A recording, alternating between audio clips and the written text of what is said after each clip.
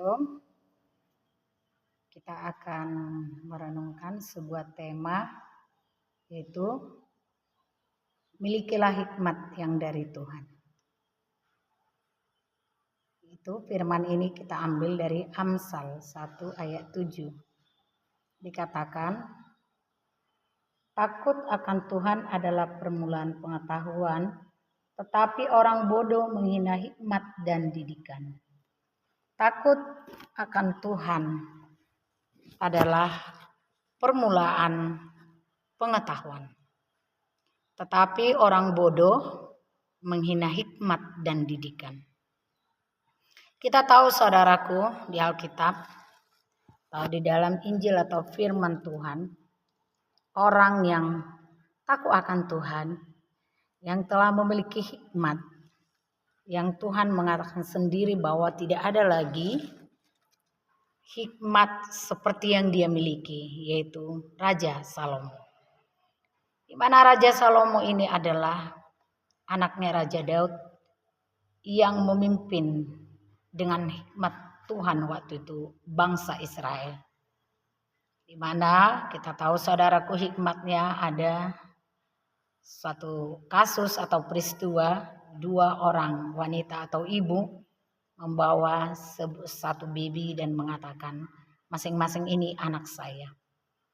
Akhirnya Raja Salomo dengan hikmat Tuhan membelah baby itu dengan pedangnya, dan di hikmat Tuhan di hatinya berkata bahwa siapa yang tidak menginginkan anak itu mati berarti dialah ibunya.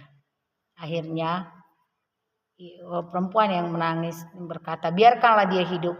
Akhirnya Raja Salomo tahu bahwa itu adalah ibunya dan diberikan kepada ibu kandungnya bayi itu. Dan benar hikmat Salomo itu luar biasa. Tapi bagaimana hikmat itu datang dalam kehidupan Raja Salomo adalah karena dia sudah takut akan Tuhan. Dia memiliki hidup takut akan Tuhan. Jadi hikmat itu datang dari takut akan Tuhan. Hikmat ya adalah dimulai dari takut akan Tuhan. Bagaimana hikmat datang ketika saya dan saudara memelihara hubungan yang baik dengan Tuhan. Di dalam doa-doa saat teduh, perenungan firman Tuhan, merenungkan janji-janji firman Tuhan, maka hikmat Tuhan akan datang menghampiri saudara. Hikmat Tuhan ini sangat kita butuhkan setiap waktu, setiap saat. Tanpa hikmat Tuhan, tanpa tuntunan dari Tuhan, semuanya tidak bisa menjadi baik dan maksimal. Kita selalu masih butuh dan butuh datang kepada Tuhan untuk memperoleh hikmat yang daripada Tuhan. Suatu hari ketika akan memutuskan untuk melayani saudaraku lebih sungguh mengurus gereja ya,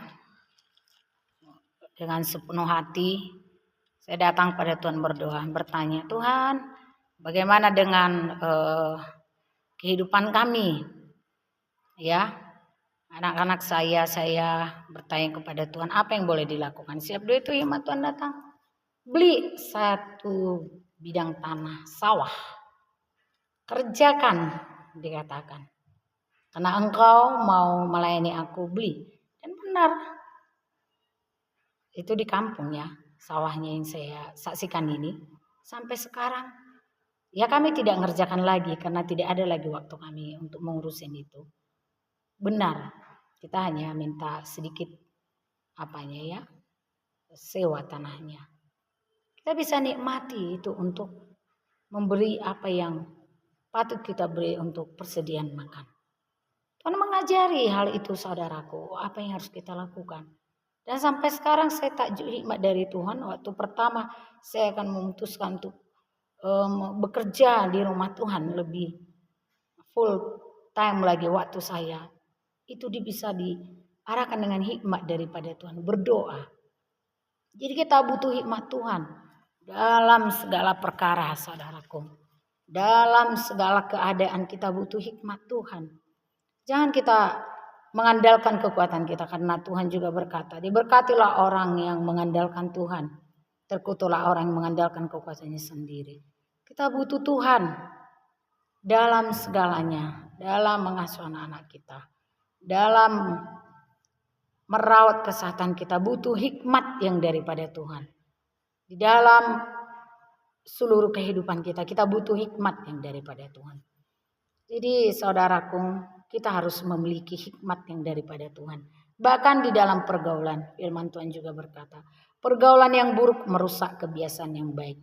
Kita harus berdoa kepada Tuhan, supaya juga anak muda-mudi, remaja, pelajar tidak sembarangan bergaul. Karena itu dikatakan Tuhan akan merusak, ya, yang merusak saudaraku. Sekarang ini banyak orang terlalu bangga. Yang keren itu bukan adalah semakin serupa dengan dunia, saudara, tetapi semakin serupa kita dengan Kristus. Dan itu tetap dalam perjuangan iman kita bersama, saya dan saudara. Jadi saudaraku, hikmat itu datang dari Tuhan sendiri. Kalau kita melihat saksi-saksi iman di dalam kitab Ibrani, apa yang mereka rasakan, apa yang mereka alami secara rohani, itu semua lewat persekutuan dengan Tuhan, bahkan lewat mimpi dinyatakan, sehingga mereka memiliki hikmat yang daripada Tuhan untuk menyelesaikan masalah. Contoh Musa, ketika dia didesak oleh umat Tuhan, yaitu bangsa Israel, apakah yang harus dia lakukan waktu itu? Tuhan berbicara kepada dia, berbicaralah kepada gunung batu itu, dan akhirnya airlah yang keluar, saudaraku, ya. Jadi hikmat Tuhan itu membuat kita mendapatkan solusi. Ya, tidak mungkin orang yang berdoa datang kepada Tuhan tidak ada solusi. Selalu ada solusi di dalam Kristus. Selalu ada solusi bagi orang yang datang berdoa kepada Kristus. Dengan hikmat sorgawi, Tuhan akan menyapa dia, meneguhkan dia, menguatkan rohnya, menguatkan hatinya, sehingga tidak ada kata putus asa di dalam melayani Tuhan, di dalam panggilan Tuhan. Ya saudaraku, jadi marilah saya dan saudara memiliki hikmat.